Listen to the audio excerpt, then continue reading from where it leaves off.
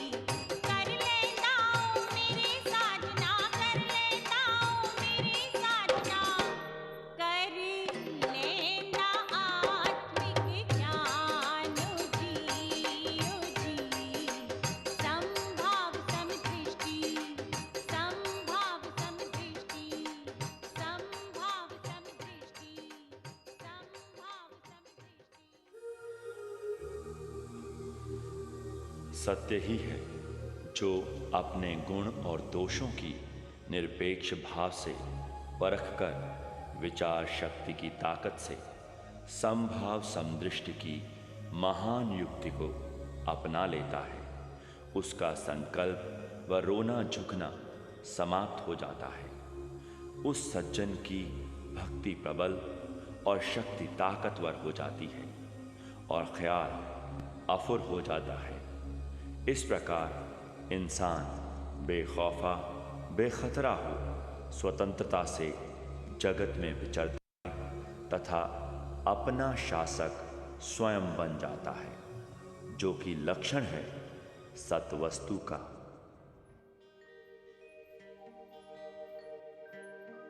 श्री रामचंद्र जी के मुख की शाख।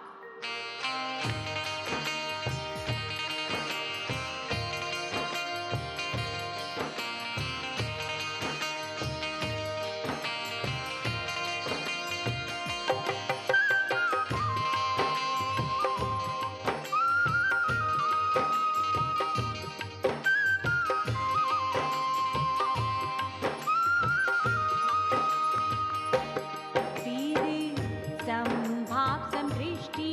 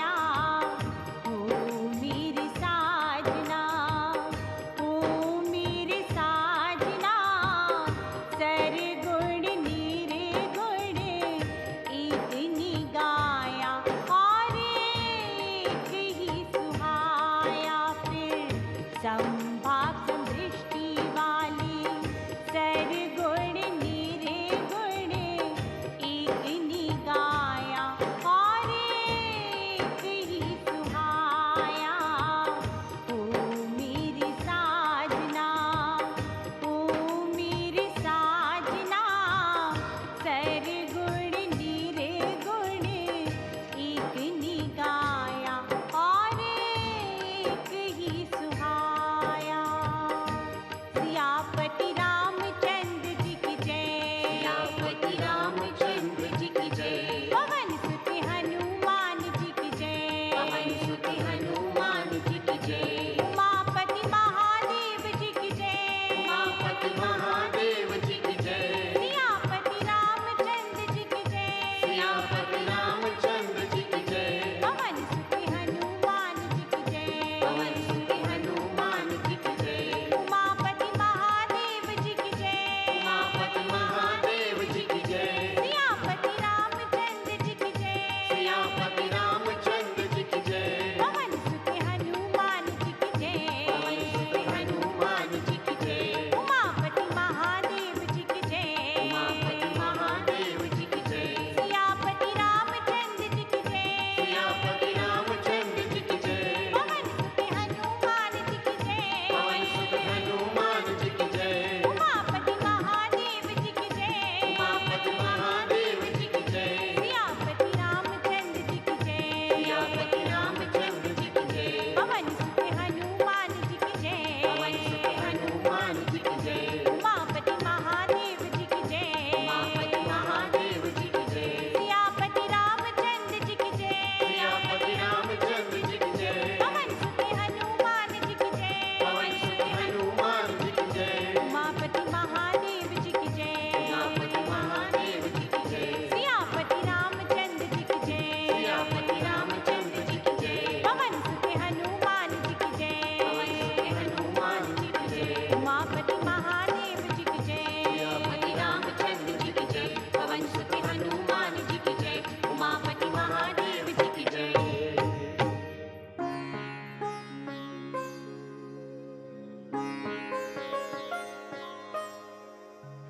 इसी संदर्भ में सज्जनों, सत्वस्तु के कुदरती ग्रंथ में वर्णित सत्वस्तु के संविधान को अमली जामा पहनाने हेतु प्रत्येक राजा महाराजा, ऋषि मुनि एवं सभी सज्जनों का यह फर्ज है कि अपने मन मस्तिष्क में तथा परिवार व समाज में सुख शांति की स्थापना हेतु इस संविधान को ध्यान से पढ़ें, सुनें और समझें तथा इस भाव परिवर्तन क्रांति को सफल बनाने में तन मन से सहयोग का संकल्प लें। ऐसा अपने व सबके सुख के लिए करना आवश्यक है।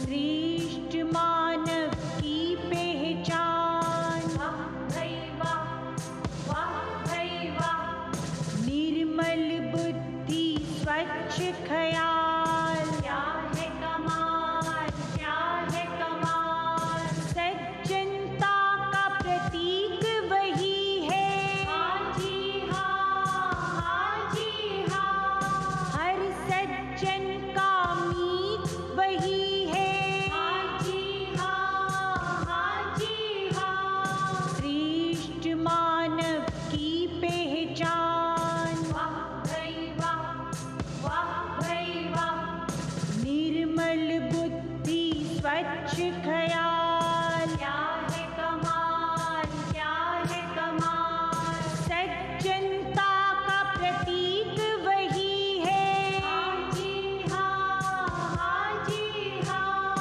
हर सज्जन का मीत वही है, हाँ जी हाँ, हाँ जी हाँ, श्रेष्ठ मानव की पहचान।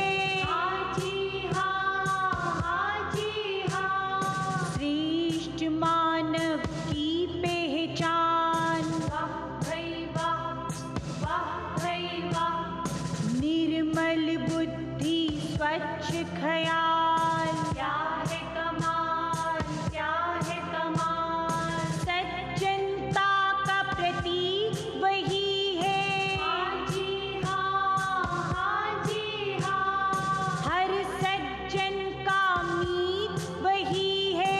हाँ जी हाँ, हाँ जी हाँ। हाँ जी हाँ, हाँ जी हाँ। हाँ जी हाँ, हाँ जी हाँ।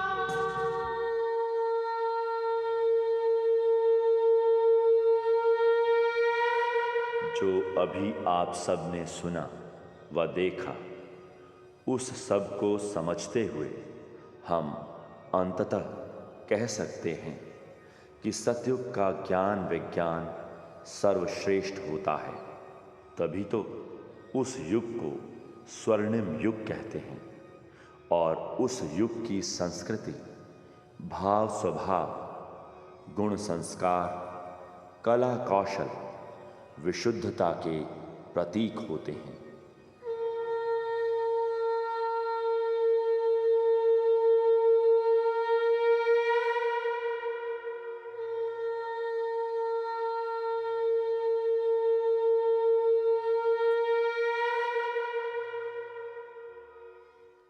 सभी उपस्थित सज्जनों को जय सीताराम जी।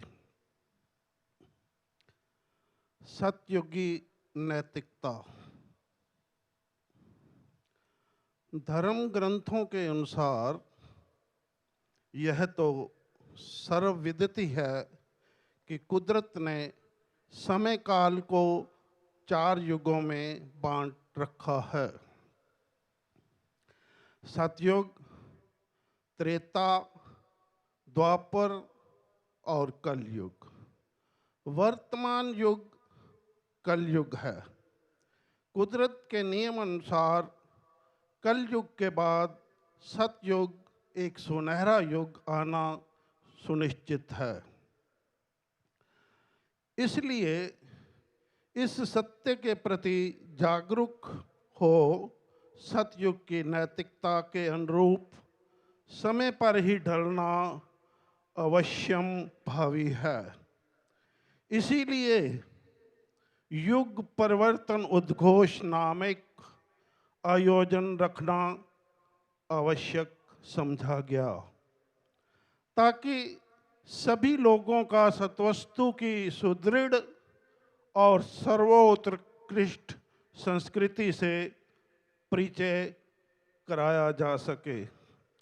इस आयोजन द्वारा आप सब उस संस्कृति के बारे में काफ़ी कुछ जान चुके हैं, पर फिर भी उस युग की नैतिक पद्धति के बारे में कुछ मुख्य बातें बताना आवश्यक समझा गया। सतयुग की नैतिक पद्धति के विषय में ध्यान से सुने। सतयुग प्रथम सार्थक अर्थपूर्ण युग होता है। प्रज्ञान, विचार, अधिकार, ध्यान, कला कौशल इस युग में महत्वपूर्ण स्थान रखते हैं।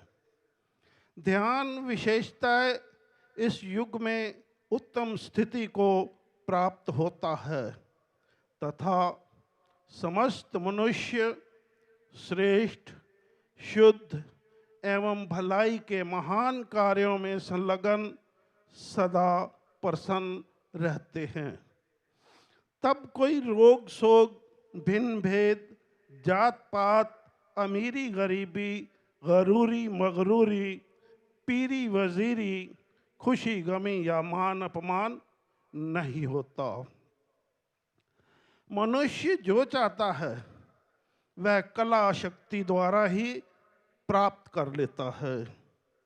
इस युग में सब मनुष्य ईश्वरीय आज्ञा यानी हुक्म का पालन करते हैं और मनुष्य की हर अभिव्यक्ति व कर्म विशुद्ध व खालिस होते हैं। वह शिष्टाचारी व मधुरभाषी होते हैं जो आपसी बातचीत के दौरान जी शब्द का प्रयोग करते हैं। वह जानते हैं कि जी एक आदर सूचक शब्द है और इस शब्द के प्रयोग द्वारा एक दूसरे के प्रति उनका आदर भाव मजबूत रह सकता है। समस्त मनुष्य जाति को तब सर्वोच्च आनंद प्राप्त होता है और नर नारी सबकी नौजवान युवावस्था होती है। सतयुगवासी जो आचरण स्वयं करते हैं उसी का दूसरों को उपदेश देते हैं और इस प्रकार सबसे मित्रवत व्यवहार करते हुए शांतमय बने रहते हैं। परिणाम स्वरूप अधिकांश लोग तब समान भाव से रहते हुए समदर्शी होते हैं। सतयुग के सज्जन जो नैतिकता अर्थात सद्व्यवहार यानी व्यवहार की रीति, सदाचार यानी आचार पद्धति, शील प्रकृति या स्वभाव, आचरण संबंधी नियम या कायदा खुद अपनाते हैं, अपनी संतानों को भी जन्म उपरांत उसी अनुरूप ढालते हैं ताकि हर सज्जन का व्यवहारिक रूप सत्वस्तु के मूल गुण अर्थात समभाव समदृष्टि युक्त हो।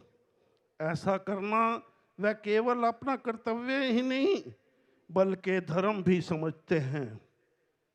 यह क्रिया एक प्रकार से उनका विशुद्ध सत्य ज्ञान से परिचय करा उनमें इंसानियत का मादा परिपूर्णता और परिपक्वता से भरने हेतु होती है।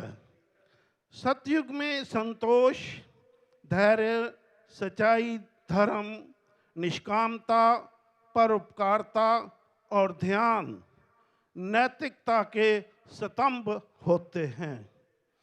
तभी तो वह सज्जन संतोषी, धैर्यवान, सत्यनिष्ठ व धर्मपरायण होते हैं। हम कह सकते हैं कि समभाव उनके खून में यानी रग रग में होता है। हम कह सकते हैं कि समभाव उनके खून में यानी रग रग में होता है, जिसके सद प्रभाव से जिनकी ज्ञान इंद्रियों के समस्त क्रियाकलाप सकारात्मक हो जाते हैं, वही समदृष्टा कहलाते हैं। यहाँ इस सत्य को वह जानते हैं कि कुसंग हमारा कोई भी नहीं, कुसंग हमारा संकल्प ही है। इसलिए वह संकल्प कुसंगी को संगी बनाए रखने की खातिर अपनी संतानों को बाल्य अवस्था से ही सच्चरित्र व धर्मपरायण बनाने हेतु उनके दिलों में सज्जन भाव का संचार करने के साथ साथ संतोष, धैर्य, सच्चाई, धर्म जैसे गुणों का वर्धन करने का कर्तव्य बखूबी निभाते हैं। सतयुग के सज्जन विचार ईश्वर है अपना आप के तथ्य और सत्य को स्वीकारते हैं। उन्हें 5 तत्वों के शरीर के अंदर अपने असलियत ब्रह्म स्वरूप, जिसका रूप, रंग, रेखा नहीं होता, उसका एहसास सदा बना रहता है। यही कारण है कि उन जीवों का ख्याल शरीरों में रहते हुए भी सदैव उससे निर्लेप रहता है।